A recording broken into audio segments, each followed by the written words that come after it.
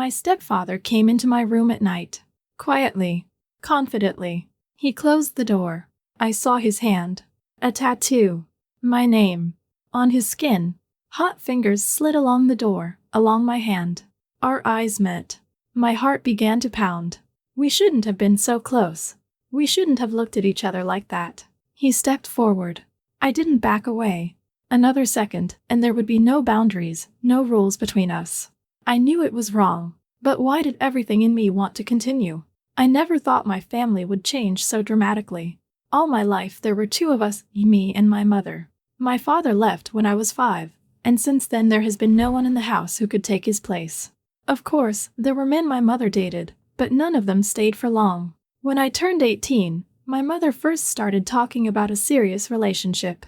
She met Daniel through colleagues at work. I didn't pay much attention to it. My mother had been infatuated with someone more than once, but after a couple of months it became clear that everything was serious. They started living together.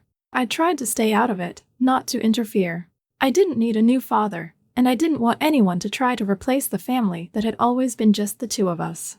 But from the first days it became clear that Daniel wasn't like the ones my mother had brought home before. He was 10 years older than her, tall, athletic, with confident movements and a calm voice. He worked as a car mechanic and had his own workshop. He immediately took on male responsibilities in the house. He fixed the faucet, replaced the locks, installed new shelves in the kitchen. I didn't like his presence, but he didn't pester me with conversations. He was just there, noticed when I needed something, helped. Unlike my mother, who spent more and more time at work, he was always at home. After a few months, I began to notice that he was paying special attention to me. Not intrusive, not openly, just little things. He asked how school was going, offered to give me a ride if it was raining. Once he even helped me study for a math exam. I was used to grown men looking at me with interest. It was always like that, but something different was coming from him. One day I accidentally saw him looking at me when he thought I wasn't noticing. It was then that I first felt this strange feeling inside me, a mixture of curiosity, caution, and something else that I couldn't find a name for at the time. But everything changed the day I saw the tattoo. I walked into the living room and saw him shirtless. My name was tattooed on the inside of his forearm. In crisp, clear letters. "What is this?" I asked, pointing to his hand. He looked at me, smiled slightly and replied, "You don't need to know that." I couldn't say anything in response. Everything inside me seemed to have turned upside down. That moment became a starting point. From that day on, I began to notice things that I had previously tried to ignore. I couldn't get the moment I saw his tattoo out of my head, even though I tried to convince myself it didn't matter. I wanted to ask him directly what exactly had prompted a grown man, old enough to understand the consequences of his actions, to tattoo my name on his body, but I didn't have the heart to do it right away. I didn't know how to respond, what to say, how to frame the conversation without sounding too interested or scared, but there was a slow, growing feeling inside me that this action meant so much more than he was letting on. The next day, when we were accidentally left alone in the house, I decided to ask him this question, although my voice was shaking a little, and inside I felt a strange excitement that I could not control. I asked him directly, without unnecessary preamble, what kind of tattoo it was, why he got it, what meaning it had for him, and why it was my name that was forever engraved on his skin. He looked at me as if weighing whether to tell the truth or avoid the question, but after a few seconds of slow silence, he decided not to avoid the conversation. He said that it was simply a symbol of how much he valued our family, how important I was to him, because from the moment he came into our lives, he felt like he was not just my mother's husband, but someone more. I listened to his explanations, but they did not seem plausible to me, because something in his voice, something in his look, something in his behavior indicated that he was not telling the whole truth, hiding the real reason why he decided to take this step. I understood that such things do not happen just like that, cannot be an ordinary sign of affection or friendly care, because no one puts the name of a person on their body who means nothing to them. We started talking more and more often, and I began to notice that he treated me not just as a stepdaughter, but as someone to whom he had a special, almost elusive, but clearly tangible attachment. He became more attentive, more often interested in my affairs, asked about school, about friends, about plans for the future, and each of his questions, each of his words seemed to me to be something more than just the concern of an adult man for his wife's child. One night, when my mom was working late again, we were sitting in the kitchen just talking, but this conversation wasn't like before. He started asking questions that I couldn't answer right away, asking if I felt lonely, if I liked living in the same house with him, if I trusted him as much as I would have trusted my dad if he had stayed in our lives. I didn't know what to say, because these questions were too personal, too deep, and I wasn't used to someone delving so deeply into my feelings, as if he wanted to hear not just a polite answer but the real, honest truth. I began to catch myself thinking about him more often than I should, remembering his voice, his look, his touches that had seemed random before, but now took on a completely different meaning. I didn't know if what I was feeling was right, if it was even possible to feel something like that towards a man who lived in the same house as my mother, but it was already hard to get rid of it. At that moment, I didn't yet realize that we had crossed the line, but deep down I already knew that this was just the beginning. I knew our conversations were going too far, but I couldn't stop myself because they had become more than just an exchange of words between two people living under the same roof. It was hard for me to admit even to myself that I was starting to feel something that shouldn't have happened, something that was beyond the pale, but every day made this realization more and more obvious. I noticed how he looked at me longer than necessary, how attentively he listened to my every word, how he tried to be there when I was alone, and I was scared to realize that I didn't want to distance myself, didn't want to break this connection that was becoming stronger and stronger. One evening, when my mother was working late again and I was sitting in the living room with my laptop on my lap, he walked into the room and sat down on the couch next to me. We were just talking, but I felt the distance between us gradually shrinking, the tension building in the air, making it hard for me to breathe. I tried not to think about it, tried to act as usual, but something inside me seemed to tell me that this moment was no longer normal, that something was happening between us that we both tried not to name out loud. As I stood up to go to my room, he suddenly put his hand on my shoulder, as if trying to stop me, and I froze, not knowing what to do next. It was just a touch, light, barely perceptible, but it made me feel my heart beat faster, and a strange wave of warmth rose in my chest that I could not explain. I looked at him, and he looked back at me, silently, without words, but there was something in that look that said more than any phrases.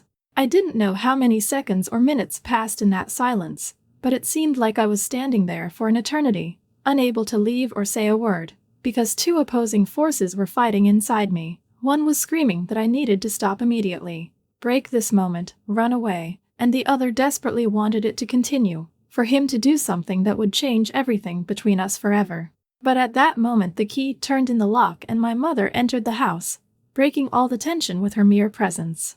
I stepped back abruptly, as if I had been suddenly touched by flames, and without saying a word, I went into my room, closing the door behind me. I tried to calm down, but my heart continued to beat wildly, and my thoughts were confused in my head, not letting me understand what had just happened. From that night on, I couldn't look at him the same way. I avoided meeting his eyes, tried not to be alone with him, but it was hard to ignore that something inside me had already changed.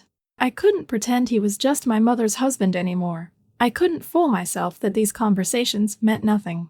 Every time he passed by, I felt his presence so acutely, as if the air became heavier, as if the walls were closing in around us, making me realize that I had already crossed a line, even if I hadn't taken a single step forward yet. I did everything I could to avoid him, but the more I tried to stay away, the more often he would be there, as if he sensed my resistance and was deliberately creating moments where we were alone. Every time my mother went out on business or worked late, I knew it was inevitable. He would appear in the room, talk to me, say something that would make everything inside me turn over. It became too frequent to call it an accident. He no longer hid the fact that he noticed my reaction to his presence, but he did nothing that could be called an obvious violation of boundaries. He simply created an atmosphere in which I could not feel indifferent. His gaze lingered on me a little longer than usual. His movements were slow and confident, and every touch, even if it seemed accidental, was too tangible to be a simple gesture of politeness. I felt like he was testing me, seeing how far I was willing to go, how long I could hold back. And even though I knew it was all wrong, that we had gone further than we should have, I couldn't help myself. I was drawn to him, just as he was drawn to me. One evening I was sitting in my room, trying to concentrate on a book, but my thoughts were too scattered. I could no longer think about anything else, because there was only one question in my head: what will happen next? When there was a knock on the door, I knew immediately who it was. I didn't answer, but he didn't leave. A few seconds later, he knocked again quietly, without pressure, just letting me know that he was standing there and waiting. "Come in," I said, my voice shaking. He came in, closed the door behind him, and stood there, as if giving me a chance to change my mind. But I didn't tell him to get out. I didn't tell him that I didn't want to see him. I just kept quiet, because I knew that if I started talking, I would give away everything I felt. He came closer and sat on the edge of the bed.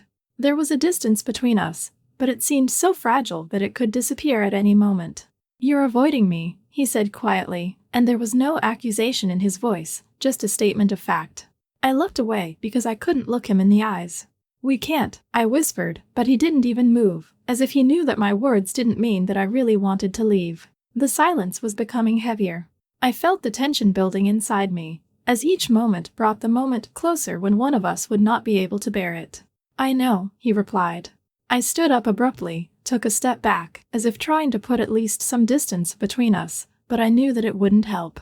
He didn't move, he just looked at me, without taking his eyes off me, and it seemed to me that he could hear how loudly my heart was beating. "You know I'll never do anything you don't want," he said finally, and the words hit me like a blow. I wanted him to leave, but at the same time I was afraid that if he left now, everything would change forever. He stood up, walked past me and stopped at the door, lingering for a second, as if giving me one last chance to say something. I remained silent. When the door closed behind him, I slowly sat down on the bed, covered my face with my hands and realized that if this happened again, I would not be able to retreat. I thought that after that night everything would change, that he would never come near me again, that I could pretend again that nothing was happening. But it turned out to be just an illusion. We had already crossed the line, even if nothing irreparable had happened between us yet. Every glance, every moment of silence, every accidental touch pulled us toward what we were trying to avoid. A few days passed, and I tried to act as usual. I got up in the morning, left the room, had breakfast, talked to him as if nothing had changed. He didn't make any sudden movements, didn't try to talk about what had happened, but there was something elusive in the air, something that made me constantly tense. Mom was working late again, and we were alone in the house again. I knew it was bound to happen sooner or later. I should have gone to my friends, stayed at school longer, found an excuse not to come home, but I didn't. That night I sat in the kitchen, staring at my phone, pretending to be busy, but all I was really doing was waiting. I couldn't admit it, even to myself, but I knew he felt the same way. He walked into the kitchen, poured himself some water, and I heard him set the glass down on the table. Then he walked past me, pausing for just a second, and that was enough for me to feel his presence again, not just as a fact, but as something physical, something that was getting under my skin. "Are you still avoiding me?" His voice was quiet, calm, but there was something in it that made my throat go dry. "I'm not avoiding," I answered without looking up. I heard him take a step closer. I didn't move. "That's not true," he said, and I felt his breath somewhere close, too close. I looked up and our eyes met. It only lasted a few seconds, but it felt like an eternity. I don't know who made the first move, but in the next moment there was no distance between us. His hands were on my wrists, not hard, not forcing, just holding, just showing that I could leave if I wanted. But I didn't. I felt the warmth of his skin, felt the muscles in his arms tense, heard his breathing, too fast, too deep. I knew this was the moment from which there would be no turning back. He leaned closer and I thought he was going to kiss me, but at the last moment he pulled away. His lips were only a few centimeters from mine, but he didn't. I couldn't understand why he stopped. Everything in his body, in his movements, said that he wanted this as much as I did. "We can't," he whispered, but his voice trembled. I didn't answer. He unclenched his fingers, took a step back, but not right away. He looked at me as if he was struggling with himself. I didn't move, I didn't speak, I didn't breathe. I just looked at him, knowing he'd just broken the moment that could change everything. A second later he was gone, leaving me standing there, my cheeks burning, my heart beating so hard it seemed like I could hear it in the silence. I didn't know what to feel. Release? Disappointment? I ran my fingers over my wrist, where the feeling of his hand still remained, and realized that everything had only gotten more complicated. I thought that after that night there would be distance between us, that we could pretend again that nothing had happened, but it turned out differently. Now I felt his presence more acutely than ever. Every time we were alone, there was something elusive in the air, something we both understood but tried not to name out loud. He didn't take any more steps toward me, but he didn't move away either. I noticed how his gaze lingered on me longer than usual, how his fingers brushed mine casually as he passed me something across the table. He wasn't crossing a line, but I knew it no longer existed. I changed too. I no longer tried to run away, no longer made excuses for why I should stay away. I waited. I seized the moments when we were alone. I found a strange, almost painful pleasure in it. I knew it was wrong, but I couldn't stop. Mom noticed something. I realized at the moment she suddenly started asking questions that hadn't happened before. "You're often at home when I'm working. You have friends, right?" I didn't know what to answer because I did have friends, but I didn't want to leave. I wanted to stay here. "I'm just tired of all this fuss," I lied, but her gaze lingered on me a little longer than it should have. Then she looked at him. He, too, noticed her suspicions, but remained as calm as ever. "She's an adult. Let her do what she wants," he said, shrugging his shoulders, and it seemed to me that he said this on purpose to remove the emphasis from the topic. Mom didn't answer, but I felt that something was bothering her. It was the first time I realized how dangerous our game had become. A few more days passed. The house became strange. Mom looked at us more and more often when she thought I wasn't noticing. He had changed too. He was more careful now, trying not to be in the same room with me for too long, but that only made the tension worse. I knew he wanted me as much as I wanted him, and I knew he was struggling with it as much as I was. But fighting with yourself is the most difficult war. I couldn't sleep peacefully anymore. Every night I replayed in my head everything that had happened between us. I asked myself why I was doing this, why I continued to stay where I shouldn't be. I was afraid that my mother would find out. I was afraid that we had gone too far to stop. But what I was most afraid of was that one day this moment would happen again. And that next time he will not back down. I knew it had to end sooner or later. Things like this can't last forever. You can pretend to have the situation under control, but at some point everything will inevitably get out of hand. After that evening, we hardly spoke to each other. Or rather, we spoke, but only about things that could be spoken about out loud. Conversations became short, glances quick, touches random and rare. But this only increased the tension between us. I couldn't understand why he had become distant. He no longer stayed close, didn't look for a moment to be alone with me, didn't try to continue what had almost happened between us. It irritated me, made me angry, made me even more dependent on him. I caught myself deliberately lingering in the living room after my mother had left, making up meaningless excuses to ask him something, just so he would look at me. But he didn't let that happen anymore. Mom still didn't know anything, but she felt it. It was obvious. She became nervous, stayed late at work more often, but at the same time I felt like she was watching us. She didn't ask anything directly, but her gaze lingered on me for too long. I was afraid that she understood everything, that she felt that there was something between me and her husband that shouldn't be. But that didn't stop me. I don't know what happened to me that evening. Mom went to see a friend, and I knew that we would be left alone. I wasn't going to do anything. I just wanted to wait for the moment when he would look at me the same way again. I heard him walking around the house, closing cabinets, turning on the TV, pretending nothing was happening. I needed to say something. I walked into the living room and just stood in front of him. He looked at me, but there was something different in his gaze this time. "You've changed," he said, and there was something in his voice I hadn't heard before. "And you don't," I replied. We both knew this conversation was pointless. It was just dragging out the moment. "We can't," he said quietly, but this time there was no confidence in his voice. I didn't answer. I took a step forward and he didn't back down. I felt that if we didn't stop now, we would never stop. But before anything could happen, the phone rang. "Mother." I looked at the screen, then back at him. He looked away and stepped back. "Pick up the phone," he said quietly and left the room.